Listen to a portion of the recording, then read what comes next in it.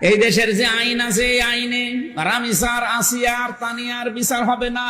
এই দেশে যদি সত্যি ধর্ষণের বিচার করা লাগে, এই কোরআনে সূরা নূরের আয়াতের বিচার করা লাগবে।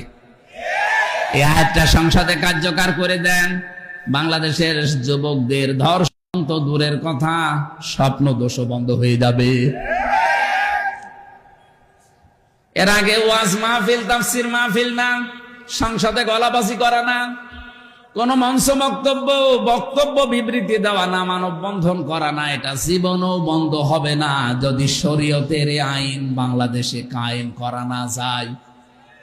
আমাদের মাননীয় প্রধানমন্ত্রী যিনি আছেন, আমি একজন সংসদ সদস্য হিসাবে, তিনি আমাদের সংসদের নেতা, তার একজন সদস্য হিসাবে এটা যেহেতু রেকর্ড হচ্ছে তার কানে যাবে। রাজশাহীবাসীর পক্ষ থেকে আজকে আহ্বান জানাচ্ছি, আপনারও একটা মেয়ে আছে জাইমা রহমান, এই রামিসাকেও নিজের মেয়ের মতো মনে করেন তো।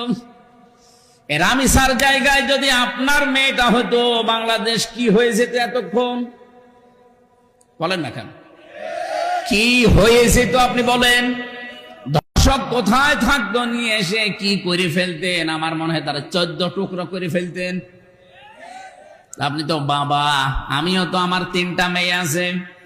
রামিসার দিকে তাকালে আমার মেজ মেয়ে ফারিহার কথা মনে হচ্ছে, যে মানুষ এত নিচে নামে কি করে। তা আপনি কি কোন রুচিতে 5-6 বছরের মেয়েকে ধর্ষণ করলেন, আমার মেরে ফেলেছেন। এই মানুষ নামে জানোয়ার গুলোর বিচার শুধুমাত্র এই জেল দিয়ে, জরিমানা দিয়ে হবে না, এদের প্রকাশ্যে ফাঁসি দেওয়া লাগবে। এই আইন যদি বাংলাদেশে কায়েম হয়ে যায় সংসদে, এবার সত্যি এটা কায়েম হয়, কারা কারা আছেন এর পক্ষে দেখি, লিল্লাহে তাকবীর।